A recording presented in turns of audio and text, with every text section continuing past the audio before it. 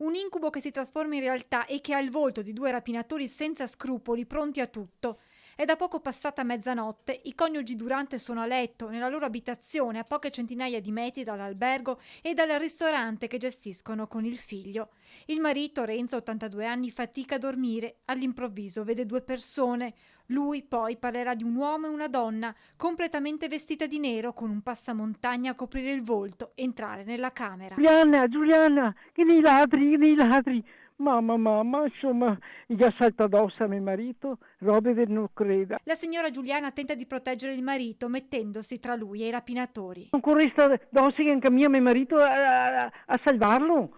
Ho cercato di salvarlo, mi appugnalava anche a mia, qua sulla testa e la spalla, qua mani mi allontanava. Alla fine i due riescono nel loro obiettivo, strappare dal polso dell'anziano l'orologio in oro prima di scappare. A terra resta Renzo Durante con una profonda ferita alla testa provocata da un oggetto contundente. Ha perso tanto perché ha sangue, ma non che dice quanta.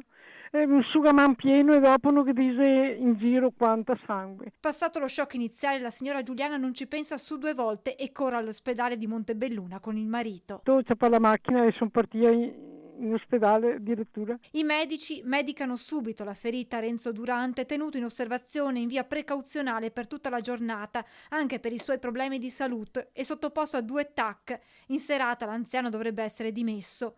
Nessuna ferita fisica invece per la moglie Giuliana, profonde però quelle psicologiche. Ho tolto un po' dei calmanti perché non ho dormito niente stanotte. Non ho dormito niente veramente. Ho fatto passeggiate e basta. Tanta paura, tanta guarda. Secondo i familiari della coppia, i due banditi sapevano dell'esistenza di quell'orologio e che Renzo Durante lo portava sempre al polso. Questo spiegherebbe perché si siano accaniti subito su di lui.